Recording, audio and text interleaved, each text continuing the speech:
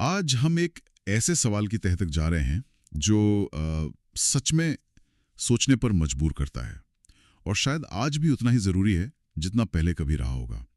सवाल है, जातीय भेदभाव बच्चों को कितनी गहराई से प्रभावित करता है। और देखिए, इस सवाल के साथ जुड़ा है डॉक्टर बाबा साहब अम्बेडकर का नाम। ये जुड़ाव ही अपने आप में मतलब इस मुद्दे की गंभीरता और इसके ऐतिहासिक सामाजिक वजन को दिखाता है। आज हमारे पास कोई ऐसी लंबी चौड़ी रिपोर्ट या कोई लेख नहीं है, बल्कि हमारा स्रोत ही ये शक्तिशाली प्रश्न है। तो आज की हमारी जो ये बातचीत है वो इसी सवाल के इर्द गिर्द घूमेगी। एक तरह की पड़ताल होगी, ये समझने की कोशिश कि भाई ये सवाल क्यों इतना मायने रखता है, इसकी गहराई के असल मायने क्या हो सकते हैं और डॉक्टर अंबेडकर का नाम इससे जुड़ना इसे और क्या आयाम देता है। तो चलिए इस विचार को परत दर परत खोलते हैं। बिल्कुल। और आपने सही कहा, ये सिर्फ एक वाक्य नहीं है, ये अपने आप में जैसे एक पूरा विमर्श है। जातीय भेदभाव बच्चों को कितनी गहराई से प्रभावित करता है, ये सवाल सीधे उस पीढ़ी पर चोट करता है जो हमारा भविष्य है। और ये पूछता है कि क्या हम उस भविष्य को मतलब जन्म से ही कहीं जख्मी तो नहीं कर रहे हैं। और जैसा आपने कहा, डॉक्टर अंबेडकर का नाम इससे जुड़ना वो कोई महज एक उल्लेख नहीं है, वो हमें याद दिलाता है कि ये मुद्दा सामाजिक न्याय का, समानता का और मानवीय गरिमा के संघर्ष का बिल्कुल मूल है। यह हमें उस नजरिए से देखने को कहता है जिसने इस भेदभाव को ना सिर्फ सहा, बल्कि इसको खत्म करने के लिए अपनी पूरी जिंदगी लगा दी। और खास तौर पर बच्चों के नजरिए से, वो मासूम जिंदगियां जो दुनिया को बस समझना शुरू ही कर रही होती हैं। हाँ, ये जो गहराई शब्द है ना, इस पर थोड़ा और रुकते हैं, क्योंकि आमतौर पर जब हम भेदभाव की बात करते हैं तो शायद पहली नज़र में बाहरी चीज़ें दिखती हैं, जैसे किसी को कहीं आने जाने से रोक दिया या कुछ कहने से मना कर दिया। पर ये गहराई, ये तो किसी बहुत गहरे असर की तरफ इशारा कर रही है ना?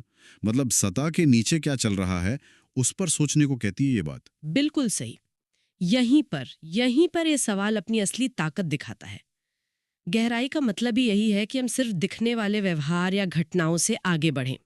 जैसे आपने कहा, स्कूल में किसी बच्चे को अलग बिठा दिया, मोहल्ले में खेलने नहीं दिया, ये तो क्या है, ये सतह पर दिखने वाली लहरें हैं।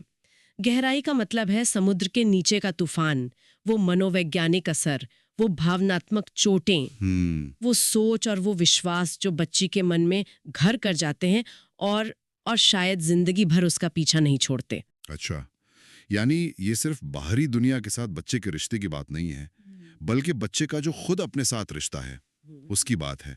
उसकी अपनी पहचान, उसका अपना वजूद, उसकी खुद पर यकीन करने की जो क्षमता होती है, क्या ये गहराई इन सब पर असर डालती है? निश्चित रूप से, बिल्कुल।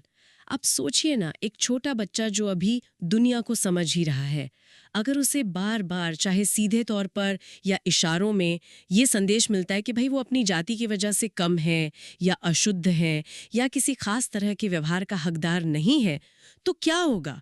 वो इस बाहरी संदेश को धीरे धीरे अपना सकता है, मतलब उसे इंटरनलाइज कर सकता है। हाँ। वो खुद पर शक करना सीख सकता है, शायद मुझ में ही कोई कमी है। ये भावना बहुत बहुत गहरे बैठ सकती है। ये उसके आत्मसम्मान की, सेल्फ एस्टीम की नींव को हिला देती है। और ये तो सिर्फ एक पहलू हुआ, मतलब मनोवैज्ञानिक। लेकिन डॉक्टर अंबेडकर का नाम हमें ये भी याद दिलाता है कि ये सिर्फ किसी की व्यक्तिगत सोच का मामला नहीं है, ये तो एक पूरी व्यवस्था, एक सिस्टम का नतीजा है। तो उनके संदर्भ से इस सवाल को और क्या परतें मिलती हैं? देखिए, डॉक्टर अंबेडकर का तो पूरा जीवन और उनका काम ही इस बात का सबूत है कि जातीय भेदभाव कोई बस व्यक्तिगत पूर्वाग्रह या किसी की बुरी सोच नहीं है, बल्कि ये एक सुनियोजित सामाजिक, आर्थिक और राजनीतिक व्यवस्था है जो सदियों से चली आ रही है। वो खुद बचपन से लेकर मतलब जीवन के आखिर तक इसके शिकार हुए। स्कूल में पानी न पीने देना, अलग बैठना, फिर आगे की पढ़ाई में मुश्किलें, सामाजिक बहिष्कार, उन्होंने ये सब जिया था। तो जब उनका नाम इस सवाल से जुड़ता है, तो ये हमें याद दिलाता है कि बच्चों पर पड़ने वाले ये असर कोई अचानक या अपने आप नहीं होते। वो एक ऐसी बनावट, एक ऐसे स्ट्रक्चर का हिस्सा है जो जानबूझकर या अनजाने में अवसरों को कम करता है, लोगों की गरिमा को ठेस पहुंचाता है और उनके विकास को रोकता है। हाँ। अगर हम इसे और बड़े परिप्रेक्ष्य में देखें, तो डॉक्टर अंबेडकर ये बात अच्छी तरह जानते थे कि सच्ची आज़ादी या स्वराज सिर्फ राजनीतिक नहीं हो सकता। हाँ।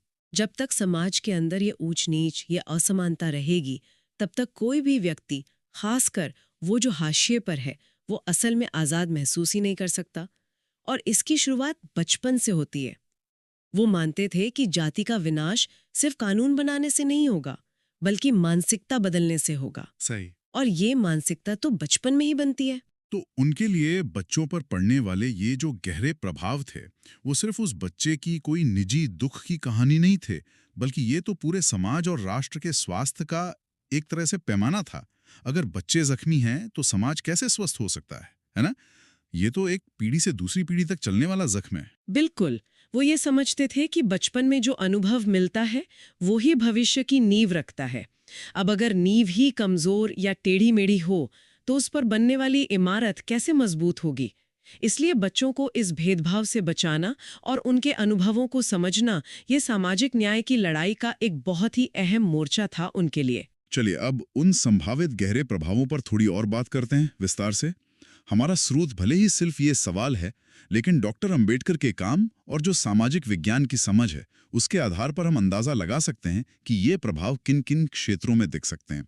आपने मनोवैज्ञानिक असर का जिक्र किया था, इसे थोड़ा और खोलेंगी? हाँ, मनोवैज्ञानिक प्रभाव शायद सबसे गहरे और सबसे लंबे समय तक रहने वाले होते हैं। जैसा हमने पहले कहा, हीन भावना या इंफीरियोरिटी कॉम्प्लेक्स एक बहुत आम नतीजा है। बच्चा खुद को दूसरों से कम समझने लगता है, अपनी काबिलियत पर शक करने लगता है। इसके साथ ही एक लगातार चिंता बनी रह सकती है, कहीं मेरे साथ कुछ बुरा ना हो जाए, लोग मेरे बारे में क्या सोचेंगे। ये डर उसके व्यवहार को कंट्रोल करने लगता है। वो शायद खुलकर अपनी बात नहीं रखेगा, सवाल नहीं पूछेगा, आगे बढ़ने से हिचकिचाएगा। कुछ मामलों में तो ये अवसाद यानी डिप्रेशन या गंभीर चिंता, एंजाइटी डिसऑर्डर का रूप भी ले सकता है। जब आपको लगातार नकारा जाए, बेइज्जत किया जाए, तो जाहिर है मानसिक स्वास्थ्य पर असर पड़ेगा ही। एक और चीज होती है जिसे इंटरनलाइज्ड ऑपरेशन कहते हैं। अच्छा, वो क्या है? इसका मतलब है कि उत्पीड़न को इतना आत्मसात कर लेना, इतना अंदर तक उतार लेना कि व्यक्ति खुद ही अपनी जाति या पहचान को एक बोझ मानने लगे। ये बहुत ही खतरनाक स्थिति है। ये वाकई डरावना है सोचना कि एक बच्चे के मन पर इतना बोझ डाला जा सकता है। अच्छा, मनोवैज्ञानिक असर के अलावा शिक्षा पर इसका क्या प्रभाव पड़ सकता है? क्या ये सिर्फ स्कूल में एडमिशन न मिलने तक की बात है? नहीं, बिल्कुल नहीं। शिक्षा पर असर कई लेवल पर होता है। पहला तो पहुंच का ही है। क्या बच्चा एक ठीक ठाक स्कूल तक पहुंच पाता है? क्या परिवार के पास उसे पढ़ाने के लिए जरूरी साधन है? लेकिन उससे भी ज्यादा स्कूल के अंदर का माहौल, वो बहुत मायने रखता है। क्या क्लासरूम में उसके साथ बराबरी का बर्ताव होता है? क्या टीचर बिना किसी पूर्वाग्रह के पढ़ाते हैं? कई बार तो शिक्षक अनजाने में भी किसी खास जाति के बच्चों से कम उम्मीदें रखते हैं, उन्हें जैसे हतोत्साहित करते हैं। हाँ, ये होता है। फिर साथ पढ़ने वाले बच्चों का व्यवहार है, चिढ़ाना, अलग थलग करना, खेलने में शामिल न करना, ये सब बच्चे के सीखने के अनुभव को बहुत कड़वा बना देता है। उसका ध्यान पढ़ाई से ज्यादा अपनी सुरक्षा और किसी तरह स्वीकृति पाने में लग जाता है। इसे स्टेरियोटाइप थ्रेट भी कहते हैं।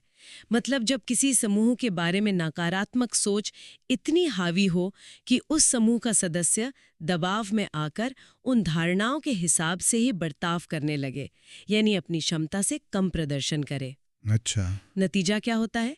बच्चा या तो स्कूल छोड़ देता है, ड्रॉप आउट रेट्स अक्सर वंचित समुदायों में ज्यादा होते हैं, या फिर अपनी पूरी दिमागी क्षमता तक कभी पहुंच ही नहीं पाता।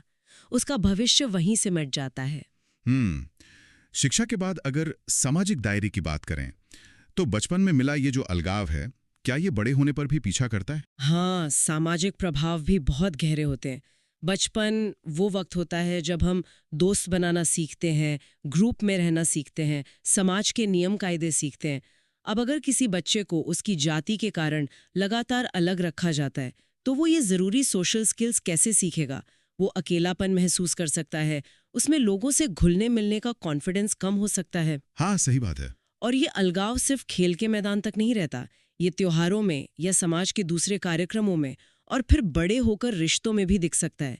व्यक्ति समाज से कटावा महसूस कर सकता है, उसमें एक तरह की अजनबियत की भावना आ सकती है। ये उसकी सामाजिक पहचान को, सोशल आइडेंटिटी को नकारात्मक रूप से प्रभावित करता है। वो शायद उन जगहों या उन ग्रुप से दूर रहने की कोशिश करे जहां उसे फिर से भेदभाव का डर हो, जिससे उसके मौके और अनुभव और भी कम हो जाते हैं। हमने मनोवैज्ञानिक, शैक्षिक और सामाजिक प्रभावों की बात की। क्या इसका असर शारीरिक स्वास्थ्य पर भी पड़ सकता है? ये सुनने में थोड़ा अप्रत्याशित लगता है। हाँ, ये अप्रत्याशित लग सकता है, लेकिन इसका गहरा संबंध है। पहली बात तो ये कि लगातार तनाव, चिंता और डर का हमारे शरीर पर सीधा असर पड़ता है। स्ट्रेस हार्मोन जैसे कॉर्टिसोल का लेवल बढ़ जाता है, जो लंबे समय में हमारे इम्यून सिस्टम को कमजोर कर सकता है, दिल की बीमारियों का खतरा बढ़ा सकता है और दूसरी स्वास्थ्य समस्याएं पैदा कर सकता है। इसे एलोस्टैटिक लोड कहते हैं, मतलब पुराने तनाव के कारण शरीर पर पड़ने वाला बोझ। अच्छा। दूसरा, भेदभाव अक्सर गरीबी और संसाधनों की कमी से जुड़ा होता है। इसका मतलब है पोषण की कमी, साफ सफाई और स्वास्थ्य सेवाओं तक कम पहुंच। बीमार पड़ने पर सही इलाज ना मिल पाना भी आम बात हो सकती है। तो भेदभाव का असर सिर्फ मन पर नहीं, तन पर भी पड़ता है। ये बच्चे के शारीरिक विकास को भी रोक सकता है। और यहाँ एक महत्वपूर्ण सवाल उठता है कि समाज के तौर पर हम इन अदृश्य और इतने सारे लेवल्स पर होने वाले प्रभावों को देखने और समझने के लिए कितने तैयार हैं। ये वाकई सोचने वाली बात है कि कैसे बचपन का एक अनुभव, एक एहसास, एक घटना किसी व्यक्ति के जीवन की पूरी दिशा ही बदल सकती है। ये सिर्फ उस पल का दर्द नहीं है, ये एक साया है जो उसके साथ चलता है, उसके फैसलों पर, उसके रिश्तों पर, उसकी उम्मीदों पर, सब पर असर डालता है, जैसे कोई अदृश्य जंजीर हो। बिल्कुल, और इसीलिए डॉक्टर अंबेडकर का इस सवाल से जुड़ना इतना प्रासंगिक है, इतना रेलेवेंट है। वे इन्हीं अदृश्य जंजीरों को तो तोड़ना चाहते थे। वे जानते थे कि जब तक हम इन गहरे मनोवैज्ञानिक और संरचनात्मक यानी स्ट्रक्चरल प्रभावों को नहीं समझेंगे और उन्हें संबोधित नहीं करेंगे, तब तक सच्ची समानता और न्याय स्थापित हो ही नहीं सकता। तो आज के हमारी इस पूरी बातचीत का सार क्या निकलता है? हमने इस एक सवाल, जातीय भेदभाव बच्चों को कितनी गहराई से प्रभावित करता है, को आधार बनाकर इसके अलग अलग आयामों को टटोलने की कोशिश की। हमने देखा कि डॉक्टर अंबेडकर का नाम इस सवाल को एक ऐतिहासिक और सामाजिक वजन देता है, जो हमें सतही जवाबों से आगे जाने को कहता है। हाँ, हमने ये समझने की कोशिश की कि गहराई का मतलब है बच्चों के मन पर, उनकी आत्मा पर, उनके भविष्य पर पड़ने वाले स्थायी निशान। ये निशान मनोवैज्ञानिक हो सकते हैं, जैसे आपने कहा, शैक्षिक अवसरों को सीमित कर सकते हैं, सामाजिक अलगाव पैदा कर सकते हैं और यहाँ तक कि शारीरिक स्वास्थ्य को भी प्रभावित कर सकते हैं। ये एक बहुत जटिल, मल्टी लेयर्ड समस्या है, जिसके प्रभाव अक्सर छिपे हुए होते हैं और लंबे समय तक चलते हैं। और ये केवल कुछ बुरे लोगों के बुरे व्यवहार का नतीजा नहीं है, बल्कि एक गहरी सामाजिक संरचना का प्रतिबिंब है। तो फिर ये सब जानकर हमारे श्रोताओं के लिए क्या मायने रखता है? मतलब ये हमें क्या सोचने पर मजबूर करता है? शायद ये कि हम अपने आसपास की दुनिया को और ज्यादा ध्यान से देखें। बिल्कुल, ये हमें एक तरह से चुनौती देता है कि हम ना सिर्फ वो भेदभाव पहचानें जो साफ साफ दिखता है, बल्कि उन बारीक, उन अप्रत्यक्ष तरीकों को भी समझें जिनसे ये असमानता बनी रहती है और बच्चों तक पहुंचती है। कई बार ये हमारी भाषा में, हमारी बिना कही मान्यताओं में, हमारे इंस्टीट्यूशनल नियमों में छिपा होता है। ये सोचना जरूरी है कि हमारे समाज की जो बनावट है, जो संरचनाएं हैं, वो चाहे अनजाने में ही सही, कैसे कुछ बच्चों के लिए रास्ते खोलती हैं और दूसरों के लिए बंद कर देती हैं। और शायद ये भी कि व्यक्तिगत स्तर पर हम क्या कर सकते हैं। क्या हम अपने अंदर के पूर्वाग्रहों के प्रति ज्यादा जागरूक हो सकते हैं? क्या हम उन बच्चों के प्रति ज्यादा संवेदनशील हो सकते हैं तो शायद इस अदृश्य बोझ को ढो रहे हों? एक विचार जो श्रोता अपने साथ ले जा सकते हैं वो ये है, उन सामाजिक और सांस्कृतिक रिवाजों या मान्यताओं पर जरा गौर करें जो हमारे समाज में बिल्कुल सामान्य मानी जाती हैं, लेकिन जो शायद किसी खास समूह के बच्चों के लिए बहिष्कार या हीनता का कारण बनती हों। क्या हम ऐसी सामान्य लगने वाली चीज़ों पर सवाल उठाने की हिम्मत कर सकते हैं? ये सिर्फ इतिहास की बात नहीं है, ये आज अभी हमारे बीच मौजूद हो सकता है। इन गहरे प्रभावों को पहचानना और उन्हें बदलने की कोशिश करना ही शायद डॉक्टर अंबेडकर की दृष्टि को, उनके विजन को सच्चा सम्मान देना होगा।